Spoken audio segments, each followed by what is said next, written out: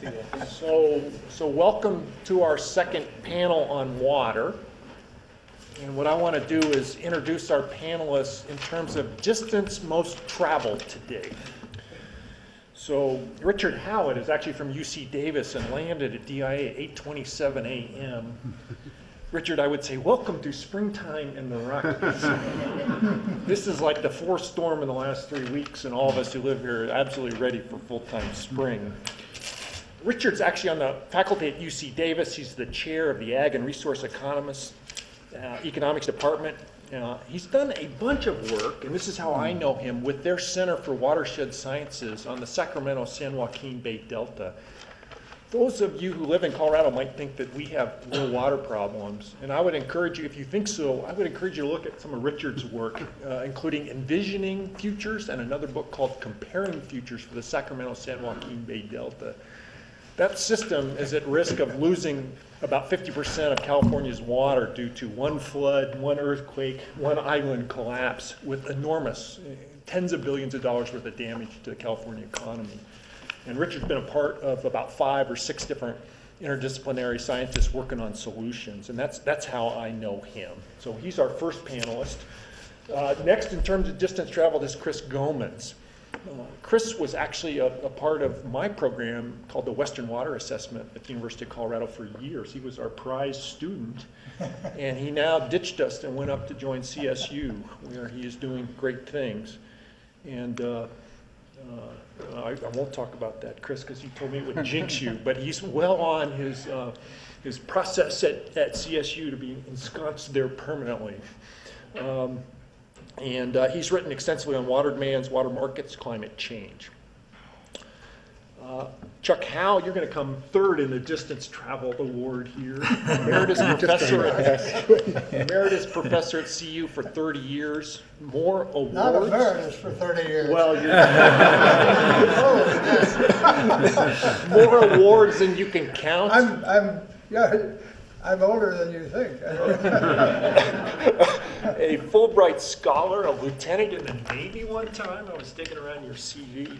Graduate of Stanford, and in many cases, one of the primary authors on water market publications around the U.S. And finally, Mark Squillace from the Colorado Law School here, and my predecessor actually at the Getches-Wilkinson Center, and I rely on him heavily. He's going to keep me avoiding the landmines that are out there. Right, Mark? I hope. Okay. We both hope. He's the author of at least 2 different books, including one on natural resources law and policy, a NEPA litigation guidebook. He took some time out and worked at the DOI, the Department of Interior Solicitor's Office, Fulbright scholar. So what a panel we have here. I want to start off by telling you a story from water lawyer David Harrison. And David, when I was a young engineer, told me this once. He said, water transfers, Brad, are this. Engineers measure with micrometer, attorneys mark with chalk, and judge cuts with chainsaw. That's how water transfers are done in Colorado. And embedded within that cute saying of David's is a whole bunch of stuff. One, the complexity of water transfers.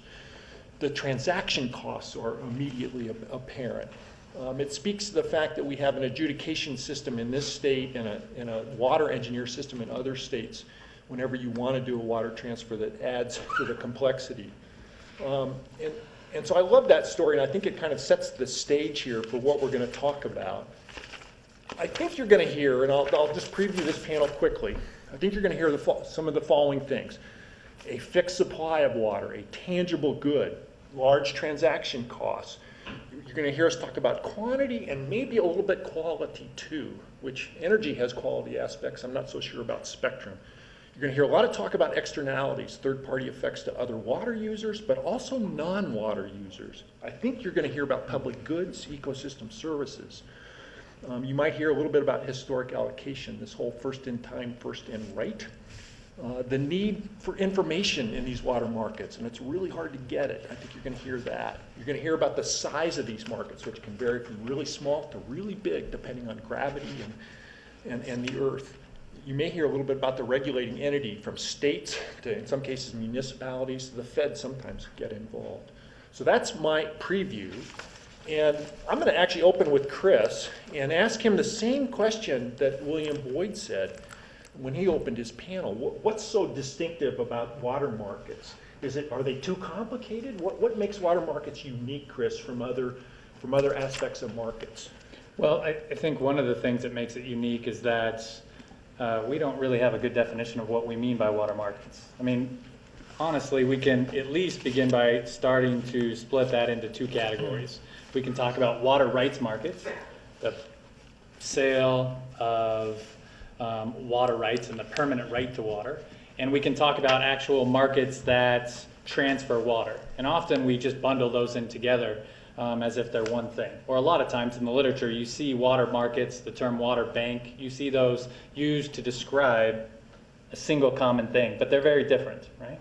And so we have this permanent asset, and we have the actual wet water that we can see bought and sold in markets. And so I think that makes it a little bit unique. We see these markets often characterized by a few large buyers and lots of sellers. We see these markets characterized often by incomplete or asymmetric information. It's not often the case that that transactions are publicly reported in full detail. We see it's often the case that there are third parties which both are impacted in the context of and processes that are reflected in the market. So backward linked industries are impacted when we reallocate water out of one industry and into another use. But we also see third parties impacted through processes that aren't reflected in the market. So if we think about, for example, agriculture, and the potential benefits of agriculture extend beyond production, but they also extend to the creation of wetlands, and they extend to the creation of wildlife habitat that people benefit from.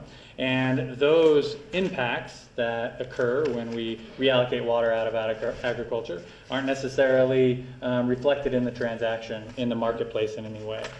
A lot of the other things that you listed in terms of the geographic realities of water also play a huge role, and then transactions cost. Overlaying this particular market, as much as any other markets I can think of, are institutions that both vary within states or vary across states, vary within states, depending on the type of water you're talking about. They regulate how water can be transacted across states, and so you've got these institutional rules that are really heavy on top of what's going on. So, Chuck, would you care to talk about that and also add, do we have examples of successful water markets? Where are they? What do we know about them? Are they transferable? Well, we here in Colorado actually have the biggest, most active, and closest to efficient water markets in the Northern Colorado Water Conservancy District that distributes, as you know, the water from the Colorado Big Thompson project. This is, in terms of the number of transactions taking place, the frequency of transactions, this is the largest market we have in the western United States. And the question is, how is this growing up? I mean, what characteristics make this possible? A bit of history, very brief history. You know, the CBT, Colorado Big Thompson project, was initiated in the 30s as a result of a large drought out here. Eyes were cast on water on the other side of the divide, and deals were cut to establish the Colorado Big Thompson project and bring water over to the eastern slope. Now, in the history of that process, there are a couple of key decisions that underlie the activity of this market. The water comes from the western slope. The Bureau of Reclamation filed for water rights on the western slope in order to get their hands on the water to transfer over here through the Adams Tunnel and so on down to Estes Park and here and up to Fort Collins. When the water came over as supplemental water, a term that is used by the Bureau of Reclamation, but it means this is to add to water that's already present in the area to be served. Initially, when the water was brought over, the idea was to distribute this water to irrigators. It was largely initially all irrigation, to irrigators in proportion to the irrigated acreage. Well, that turned out not to work well because some of the irrigators had very strong native water rights, others were on much junior rights, and so the decision finally got made to create shares in the district, shares in the water, that could then be subscribed by water users of any type, urban, and initially all irrigation, so that the rights to this water became proportional rights. They became identical shares in the water that was made available each year. So that by that decision to create these shares and then to allow them to be subscribed by water users, the priority rights, which we distinguish as very, very different. Every water right's different from every other water right. But those water rights that the Bureau of Reclamation acquired on the western slope got turned into identical shares of water, homogeneous shares of water on the eastern slope over here in the northern district, which extends from Sterling clear down to Broomfield, essentially. So you created a homogeneous product that was one share interchangeable with the other, rather than having this highly differentiated set of native water rights. The other issue was that the water coming across from the western slope is termed foreign water. And under Colorado water law, water that is brought into one basin from another major basin can be used by the importer to extinction, right? They can use it all up, which meant that if a user of this water had a return flow that somebody else might become dependent on, the Northern District maintained the ownership of those return flows, so that the return flows from the first use, from the second use, from the third use could not be claimed by water users as water rights. What this meant was that transfers of these shares in the Northern District didn't have to obey the no injury rule. They didn't have to protect third water user rights in the process of the transfer. And as a result of not having to be responsible for no injury, these transfers escaped the purview of the water court. And it meant that the transfers of these shares were subject only to the approval of the board of the Northern District. That's expedited things, made it possible to make transfers quickly. And as a result, the transactions costs have been very low. Transactions can be effected very quickly, and as a result, there's almost a continuous market.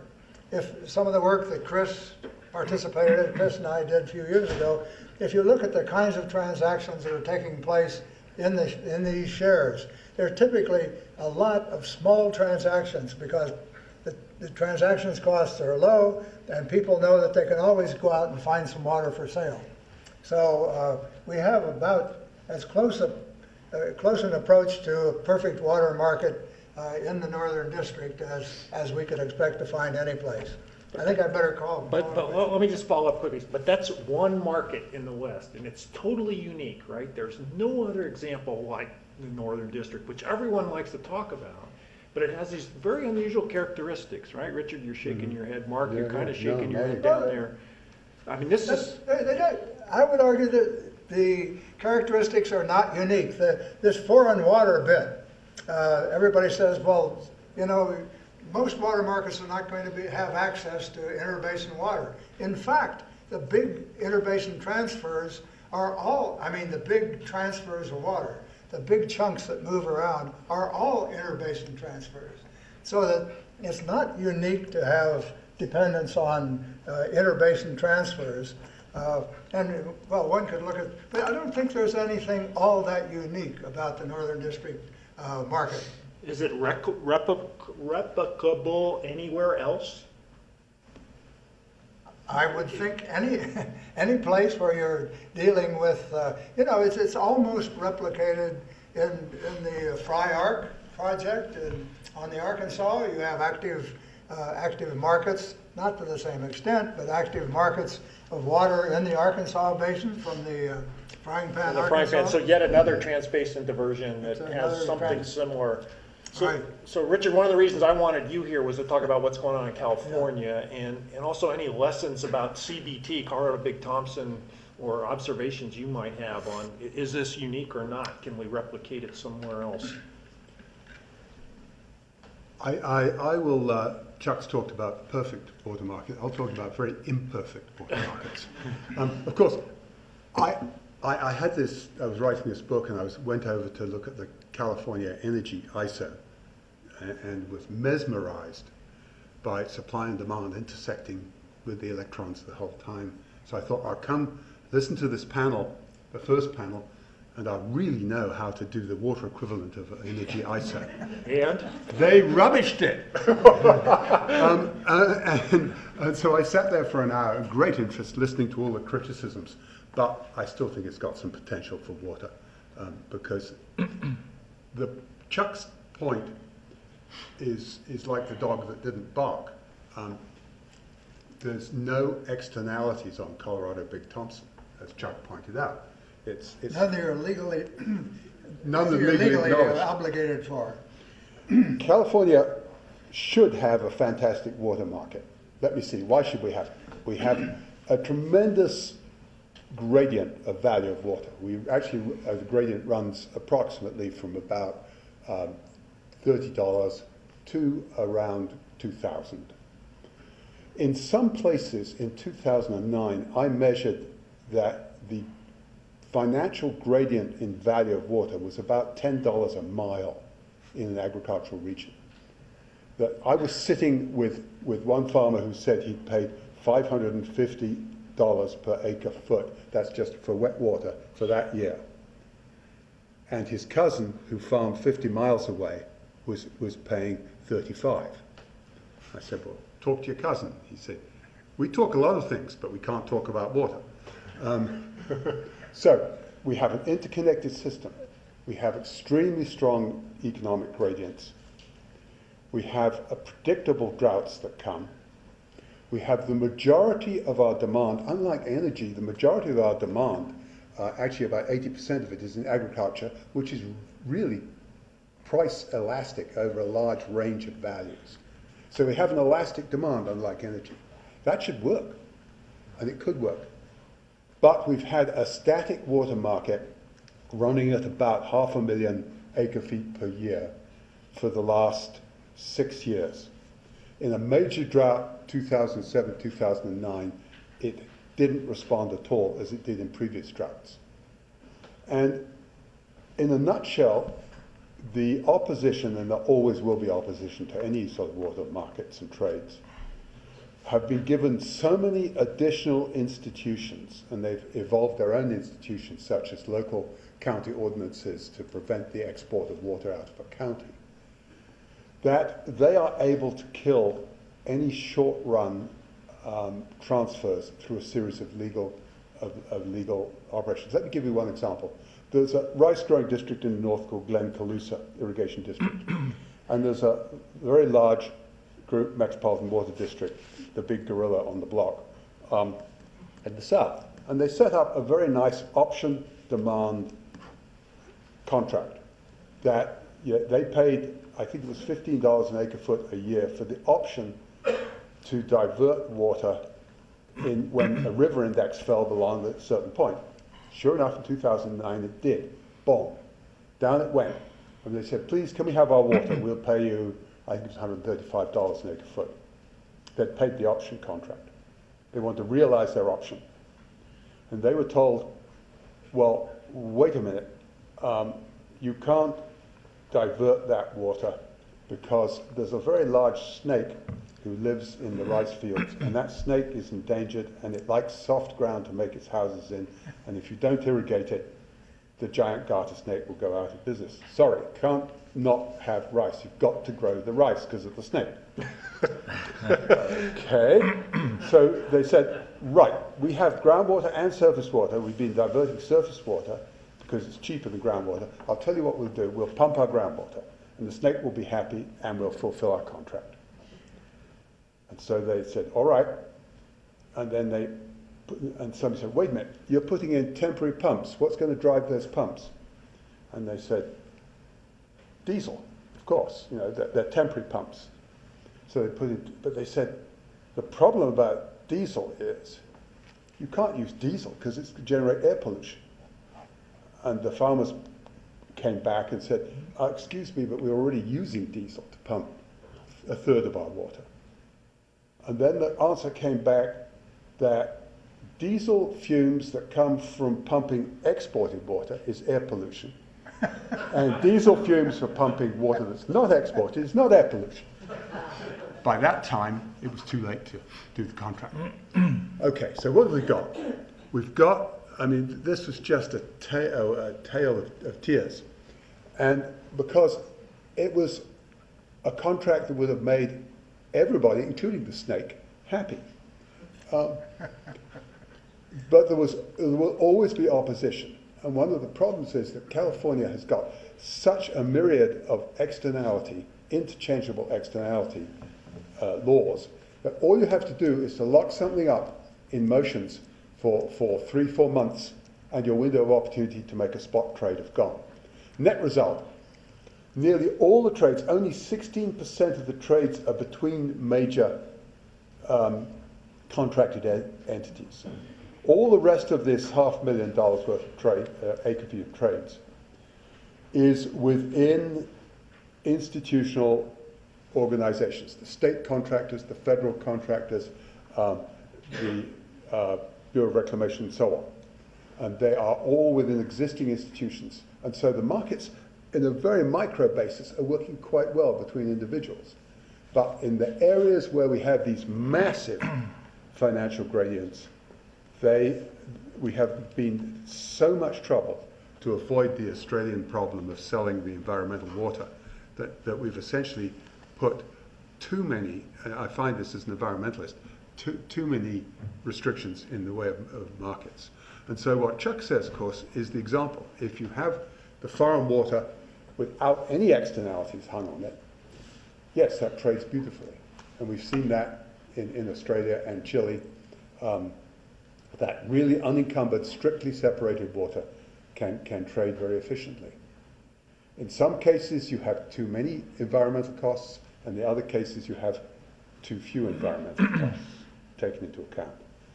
And I think the balance is to find that mix of institutions that allows local control and local environmental laws to be sensibly done. Essentially what we're looking for, I think, is a generic environmental impact report.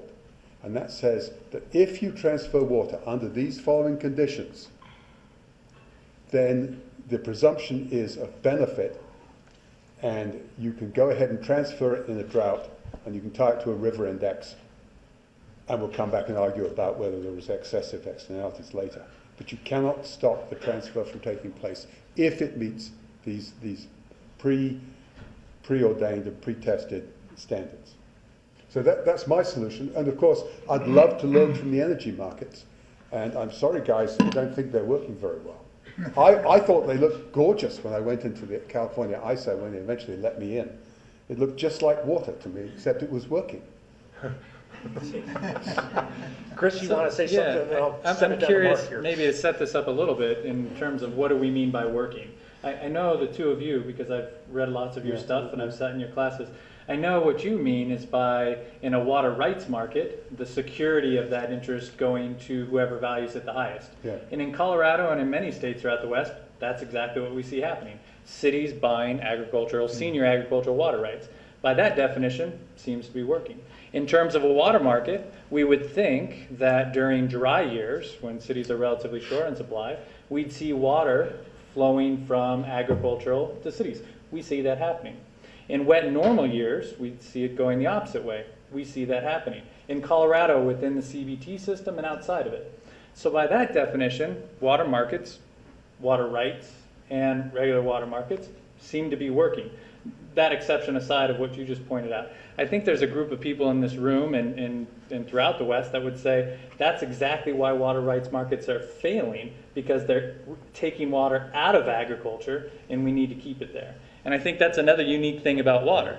There is this reallocation of the highest value, and then there's this water markets aren't working because we're taking water out of agriculture and out of rural communities. And I'm not saying who's right or wrong. I'm just saying the state is allocating quite a bit of money to study alternatives to taking water out of agriculture. How can we do that? 85% of our consumptive use I is know in ag, and half of it goes to the fifth irrigation of alfalfa. What are we talking about? I'm not saying who's right or wrong, but I'm saying our definition of our water markets working, I think, is a little bit different than what some people out there have as a standard for whether or not it's working. All right. And maybe I'm wrong. So Mark, I know you've been interested in transaction costs and trying to figure out ways to reduce transaction costs. We have the CBT model here where we've got homogeneous, quote, foreign water that's imported out of another basin. I know you have some other ideas on how to get transaction costs down.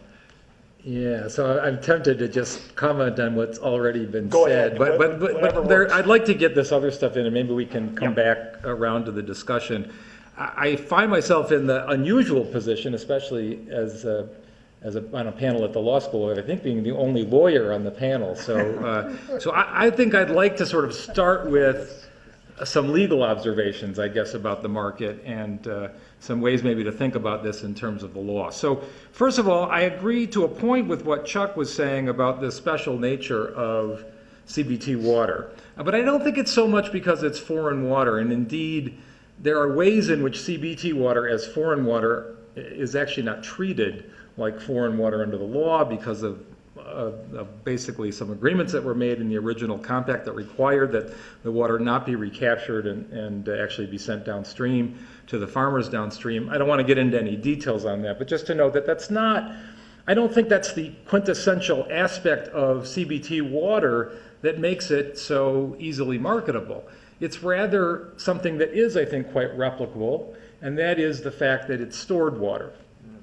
Under the law, if you put water in a pot, or as we usually do in the West, put it in a reservoir, it basically falls outside of the appropriation system. So of course we have this first in time, first in right system of defining water rights, but once you've stored the water in your reservoir, you're no longer subject to the priority system, and therefore you can distribute that water as you choose. Now, typically that water is part of a conservancy district, irrigation district. There are probably hundreds of different types of districts all over the West, private and public, that store water, and so there are different models and different rules that apply to these districts. But certainly there is at least the potential under the law to make the shares of the rights within that reservoir relatively easily marketable. There are some restrictions. You're stuck with the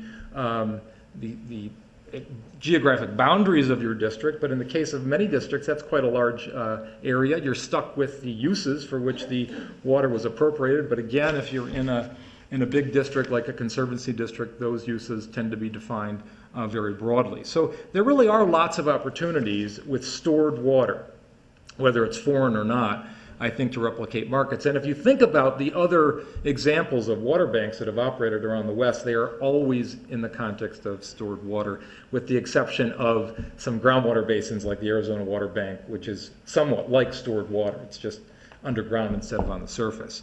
The big problem that we have with water marketing in the West is with direct flow rights. So the rights, if you divert water out of a stream, and now you've been doing that or your family's been doing that for 100 or more years as a farmer, and now you want to move that water, this is where you get into the problem of basically facing transaction costs, because the way that we define water rights in the West, and indeed in every state in the West, is by the diversion amount. So you're given a right to divert a certain amount of water out of your ditch and onto your fields for a particular kind of use. But if you want to transfer that right in the western United States, you don't get to transfer the amount that you divert. Now, interestingly, and somewhat problematically, I think, in Australia, they let you transfer that whole diversion amount. I'm saying, how does that work? Because there are a lot of people that are dependent on return flows. About half the water, in many cases, goes back to the stream as return flows, and that's the problem that we have in the West. But that's what they do in Australia, and for them it seems to work reasonably well. The answer in Australia is they don't want return flows because they have high groundwater levels, and return flows add to the groundwater. So they don't want it. So they don't want it. Okay. So that's anyway, how it's a different system. But the point is that in Australia they define their water rights in a way where the water right is in fact essentially fungible or interchangeable with other water in the system. And that's the problem that we have in the United States. That direct flow right, because of the no injury rule, which Chris and Chuck talked about, makes that not a fungible or interchangeable water right with any other water on the system. So the question, I think, for all of us as we try to decide whether we can find a way to better manage a water market, particularly for these direct flow rights, is whether we can define the water right as a fungible kind of right. And if we can do it in a way that avoids the significant transaction costs that are associated with the typical way that it's done, which is through litigation. These things almost always result, particularly the big ones, in litigation or at least some kind of administrative process, which becomes enormously expensive, not just for the lawyers, but for the water experts that have to be hired to help to decide how much water can be transferred without harming the 1,000 other water users downstream from the place that you want to change the water right. And so the simple solution, and maybe we'll have some time to talk about this in our discussion, is whether we can define rights in terms of consumptive use. Typically, when you go through one of these elaborate transfer proceedings, that's what it's all about. It's about defining consumptive use because you may not be able to transfer that full consumptive use amount, but you can transfer something in that neighborhood, probably. Again, it depends on injuries. One of the big problems with transferring consumptive use is that you may affect the timing of return flows, which becomes a problem. But I want to say that we, in the Western United States, we tolerate all kinds of injuries to the system that we do not legislate against, that we allow to occur. The only place where we seem uptight about injuries, including what I would consider to be relatively modest injuries, is in the context of transfers. Just to give you a few examples. We allow people to recapture and reuse water as long as they do it on their own land and for the same purpose for which it was originally appropriated. That can result just one season you decide you're going to do that. You've never done it in the last 100 years, but you can now do it, and you're going to be consuming more water. You don't have to apply to anybody to do it. You just do it as long as you're on the same land and using it for the same purposes that you were using it originally. You can change crops. And as it turns out, crops consume vastly different amounts of water. So if you decide to switch from alfalfa to corn or to barley, which consumes a lot less water, you are going to be using less water. If you do the reverse, you've been growing barley for 100 years on that land, and all of a sudden you decide to switch to alfalfa, you can consume a lot more water, and you have to answer to no one on the system. This is not quite in the same category, but the way that we account for water in the system doesn't assure that a great deal of accuracy. We use various kinds of flumes that measure water. They're reasonably accurate, but because of the nature of dirt and the way that it heaves and changes over the seasons, those flumes get out of whack. We try to keep them in relatively good order, but there are errors in the measurements of water. And I would argue, although I don't have any direct proof of this, that the errors that tend to get changed first are the ones that harm the water user. The ones that benefit the water user, likely those are allowed to continue at least for as long as the water user can get away with it. But the point is that there are modest errors in those systems. When it comes to transactions or transfers, however, no injury, no exceptions, no de minimis exceptions or anything like it. And so the question is whether we can find a way to redefine our water rights before we actually apply for a transfer, not just in terms of diversion amounts, but also in terms of a consumptive amount, perhaps recognizing that there may be some modest kinds of corrections that we need to make, perhaps maybe taking 10% away, give it back to the stream for the environment and for downstream users. But defining it in a way and using infrared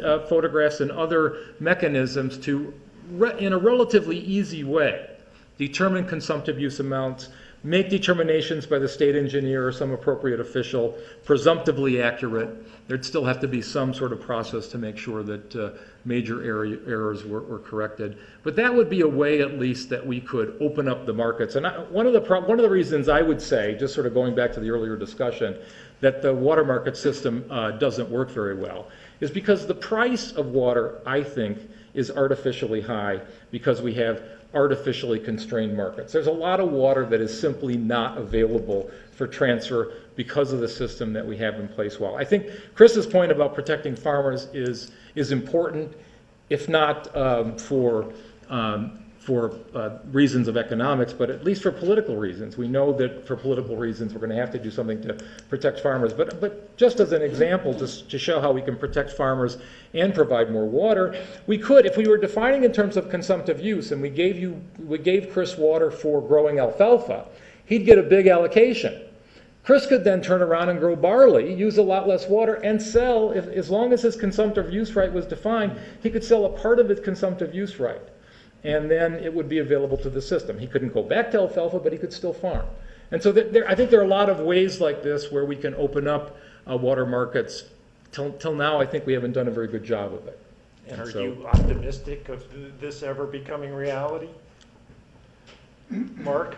You have a great proposal. Oh yeah, of course I'm optimistic that this could become a reality. I'm a Pollyanna, I suppose, on some of these issues, but I think that you know we are really desperately looking for ways to free up some water supplies, because we know that particularly on the Colorado River we've hit, as Brad well knows, the supply and demand curves have crossed there, and we are probably in some deep trouble over the next decade about our water supplies. We're going to have to find some ways, creative ways, to free up water at the lowest cost that we can do it. And so I think that there are going to be some opportunities to look. I don't think you can go whole hog into this kind of proposal that I'm making, but I think we could have some limited pilot projects on changing crops, defining consumptive use, and maybe freeing up some water in that way.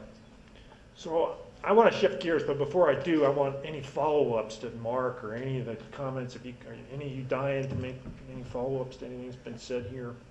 Well, we always have comments.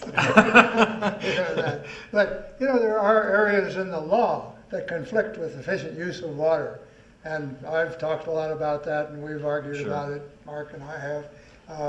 For example, there are very good arguments of why a river call is very likely to be inefficient. River calls are the way we administer water, by constraining the use by juniors so that the seniors can get their water. But there are a lot of reasons, simple reasons, why you could expect a river call to be inefficient from an economic point of view. There's a policy that seems to be like the holy book of some sort on what do I want to say? Not integration, speculation, sorry. On speculation, that you cannot have speculative uses. Well, everybody's a speculator. The farmer's a speculator. They're holding on to their water so that they can sell some of it to retire. The city's a speculator because they hold water rights far in excess of their usual needs for various reasons. And so there are these areas of the water law which could be changed, but which preclude efficient transfers and efficient uses of water. Go, Richard. Can I say something about transaction costs? There's a series of articles which I find interesting, talking about implementing the Homestead Act on the High Plains and how hard it was to do so until the invention of barbed wire. barbed wire lowered the transaction costs of fencing your land incredibly. So where's the barbed wire in water? I think it's in remote sensing. I'm being maybe a bit techno-centered and polyamored, but I'm working on it right now. And some of the approaches using algorithms to measure net consumptive use, ET, by 30-meter pixels by month with relative accuracy using Landsat data, which is now free. The algorithm is not free.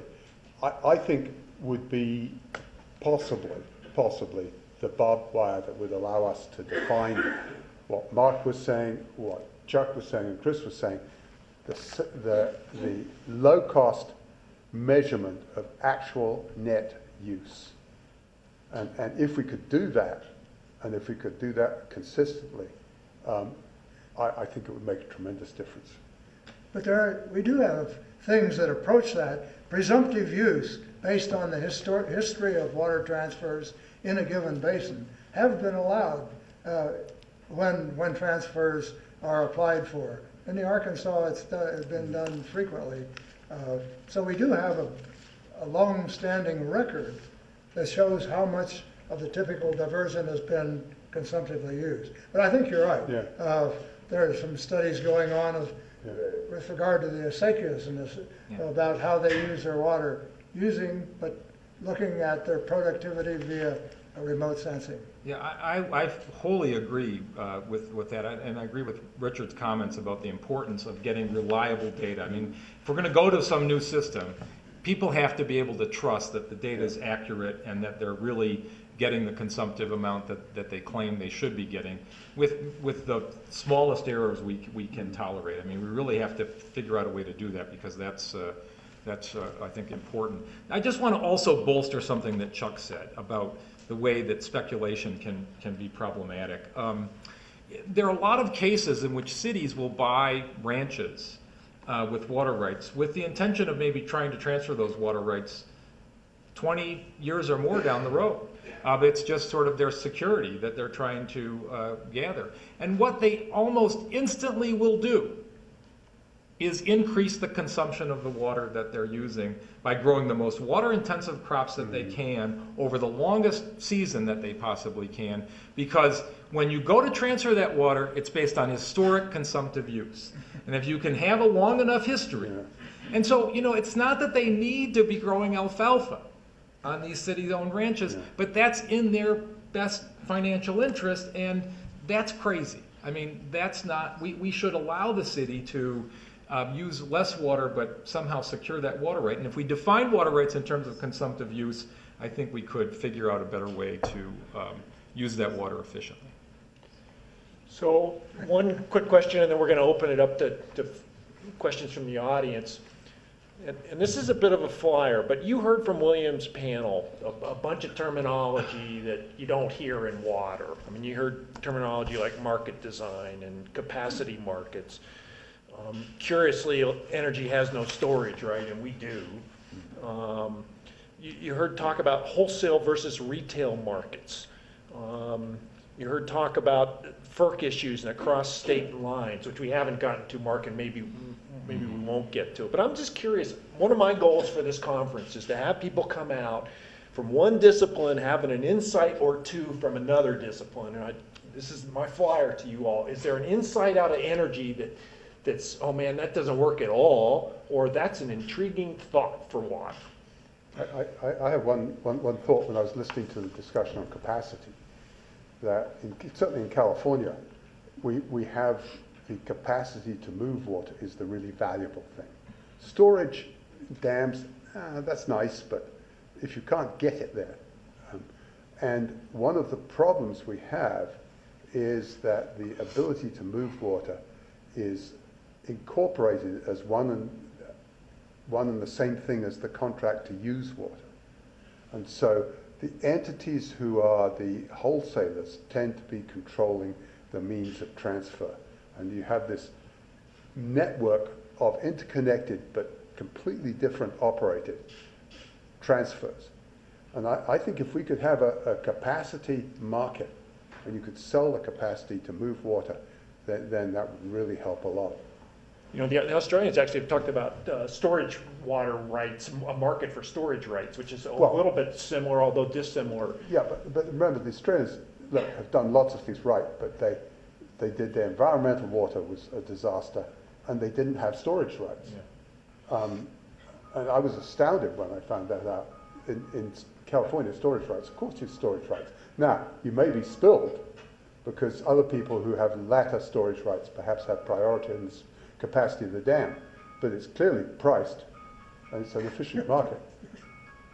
So same question in the other ones. Are any insights out of energy that applies or doesn't apply to water?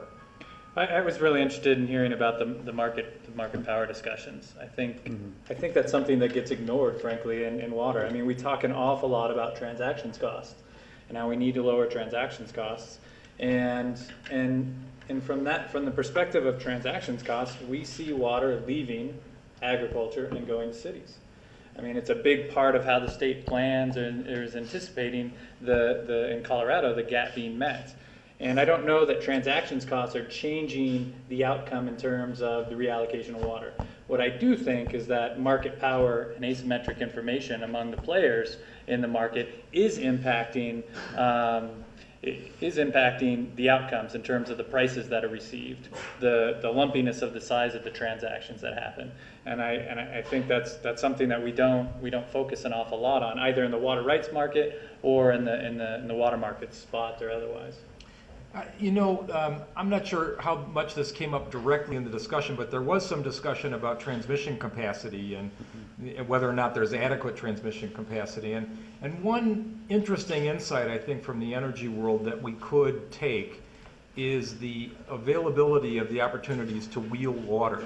California has a law that actually allows this, or requires that if there's excess capacity in your ditch or your pipeline, that you make it available at a reasonable rate to other kinds of users. And it's always struck me that one of the problems that we have with transfers is that, and marketing water, is that you have to be able to get it to the place where you want to use it, the new end use from the old end use. And there's actually quite an elaborate network of ditches and canals and pipelines all over the state, and in many cases there is excess capacity, or it could be worked out so that there would be excess capacity. And we ought to do that throughout the West. We ought to follow California's lead, I think, on this, and require that if there is capacity, that it be made available for people to move that water, because it would be one way to open up, I think, some of the markets for water. This is another strong point about the Northern District water market.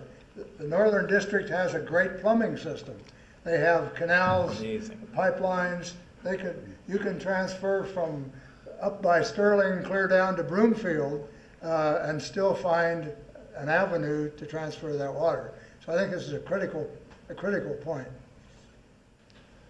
So, are there any water experts or non-water experts that wants to take a chance at Stump the Chumps here? we got him here. Here's a question here in the back. Yes. Oh, microphone coming. My name is Mistia Zuckerman, and I recently moved here from Nevada. And Patricia Mulroy from the Southern Nevada Water Authority recently testified before the Nevada State Legislature. And she spoke to, how Las Vegas is preparing for more severe climate change, for the possibility of a 10-year drought. And also how Las Vegas, the water portfolio for Las Vegas is 90% of it is dependent on the Colorado River. And I was wondering if you could speak to drought and kind of in the context of Colorado's water portfolio. Anybody want to take that one on? I could, if nobody else wants to. You want to do it, Chuck, or? No, I couldn't understand. Oh, okay. So, Couldn't understand the so question. the question, as I understand it, is really how states like Nevada, who have really severe water needs are going to be dealing with what we all anticipate is some future drought. I'm curious how Colorado Oh, how Colorado will deal with it. will deal with it. Yeah, well, Colorado doesn't believe that they're going to be affected by it. That's probably not entirely fair, but you know, there's a big problem. I mean, this gets to a point that we didn't really have time to cover, but it deals with sort of the interstate aspects of water markets for basins like the Colorado River Basin. And so how, as Colorado and Nevada and all these other states are part of this large interstate water resource, how do we manage among ourselves to get water where it's most needed? And the answer is we rely on some old agreements that may no longer really be entirely relevant and almost certainly are not entirely efficient in distributing the water. But we jealously guard what we were able to secure, what we thought we were able to secure back in 1922 or in subsequent kinds of deals. And so it is, I think, a real problem. For Colorado, for example, you know, we thought we had 51.5% of 7.5 million acre feet, which is how we talk about water rights here. And, you know, that put us in reasonably good shape because we're not using 51.5% of 7.5 million acre feet right now. But it turns out that there's no water left for us to use. And so one of the questions that we're all going to have to confront is, what if Colorado insists that they can still use their full allocation, or what they might consider to be their full allocation of Colorado River water, and Nevada says, hey, wait a minute, you guaranteed to us that you were going to send a certain amount of water down to what we call the lower basin states, which are Arizona, California, and Nevada. And now you're not doing it. And Colorado's going to say, well, you know, we think we've got this. And so I think the worst way that we could deal with this problem is through litigation or avoiding it. It seems to me we have to confront it head on. And it's really going to require that we rethink some of our approaches to water, including, I think, rethinking our laws on water transfers. I mean, I think one of the reasons that we have to deal with this problem of water marketing and water transfers is we are almost certainly going to face some severe droughts that are going to cause serious problems. And if we're still, again, not to dump on agriculture, but when agriculture is using 85% of Colorado's water resources and it's less than 2% of our gross state product, you know, we're going to have to make some adjustments. And as I said, I think there are ways to make adjustments to keep the farmers farming while we're providing more water for the other needs that we have. But our laws really don't accommodate that right now. And we're going to have to find ways to do that, because if we don't, I think we're going to face some uglier things. Well, historically, in the United States, the states have been given so much power over water. The federal government has ceded the power. With the land, with the settlement acts in the West, the water went to the states. So we don't have any interstate water marketing or reflection of the implications of our use downstream. The one big risk we face is that there's going to be a basin call on the upper basin when the upper basin can't deliver their 10,000 acre feet over a 10-year period or whatever it is, 15,000. And there's a substantial possibility that there will be a call by the lower basin on the upper basin, which could be catastrophic. And yet we entertain further projects that will increase the consumptive use, which, as you said, Colorado may have a right to. So, but like the Million pipeline, Aaron Million's pipeline out of Flaming Gorge, like something that I made the mistake of mentioning once, pipeline from the Missouri River down to the Front Range. Missouri River. These really enhance the probability that there would be a call under the Colorado River Compact. And at that rate, the people that own the pre-1922 rights on the western slope are going to buy their yachts and sail away. So this is a terrific preview of our conference on August 15th and 16th, which features the 50-year anniversary, a discussion about the 50-year anniversary of Arizona v. California, this massive Supreme Court case that no one wants to repeat right now. And so if you want to hear more about this, come then. And Pat Mulroy will be with us at that conference, so She's one of the most inventive people in the water field. entertaining as well. Sue Ellen Harrison, a question from you. Pat was recently heard to say when someone said, shouldn't water be free? She said, here's your bucket, there's Lake Mead, go have at it. So my name's Sue Ellen Harrison. This is very interesting to sit here. I'm actually on the board, the CBT board. There's 12 directors on the board. We're from all the various counties that are part of CBT. 3 of us are from Boulder County. It's interesting to hear you mention this project so much because nobody ever comes to our meetings. I mean, it's curious that, there seems to be so much interest out there because nobody comes but, a couple of ag lobbyists. But one thing I wanted to say, comment and a question. We talk so much at the macro level. CBT board about a year ago did a very interesting thing where they actually denied a transfer for the first time that anybody could ever remember, and certainly the first time in the 4 years that I was on the board. And it was based on some apparent, I'm not sure where this was written, anti-speculation policy. And what happened was that a large company, bought a farm, in one of the counties that's appropriately part of our district. Had they been any other farmer, they had a right to purchase a certain amount of CBT water. The board said no. This particular company, this is, the downside of the internet, when you went to their website, it was all about marketing water and buying water and holding it and attracting investors for future resale. And the board said no. And they actually operate a lot in Australia, which I thought was kind of interesting you mentioned Australia. So there's a sort of micro level of action that goes on that's going to affect any kind of market that may or may not be established. But I mean, there was huge resentment on the board. I mean, there was no way they were going to approve this. It was, we thought we'd get sued, but we didn't.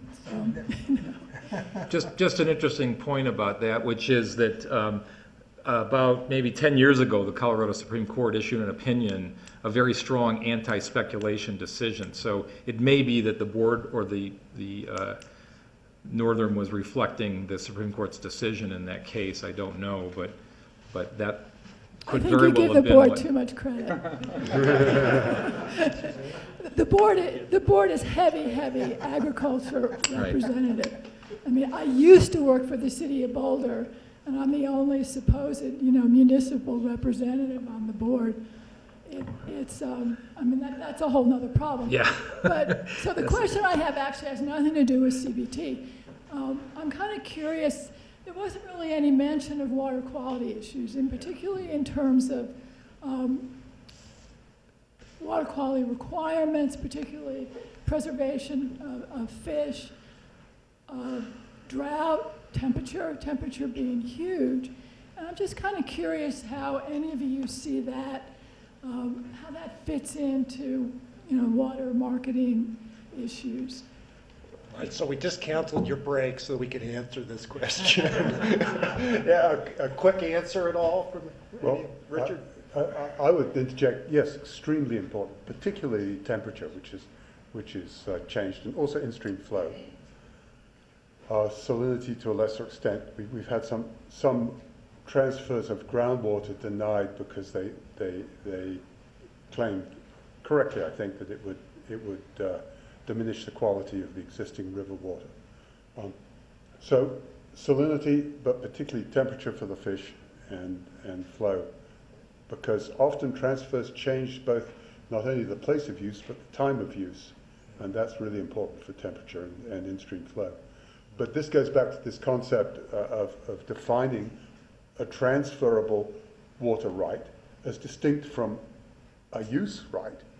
Transferable rights are going to be different from use rights, and I think they need to have what I call a generic environmental impact report with them, which would take those quality characteristics into account. I would also point out that with the possible exception of Colorado, every western state is obliged under either their constitution or under their statutory law to protect the public interest when they're engaging in various kinds of transfers or original appropriations. And one could make a compelling argument that those kinds of considerations need to be taken into account when moving water around. That is, that should be protected first before you decide to go forward with a transfer or an original appropriation. So William Boyd indicated that his panel didn't have enough time, and I would absolutely concur. There's tons of stuff to talk about. Public trust doctrine, we just broached. Water quality, we just broached. Other environmental issues, I think we've missed in large part. But we're going to have to break. We're going to be back at 4:05, and I'd ask you to be in your seats, but please join me in thanking our panel.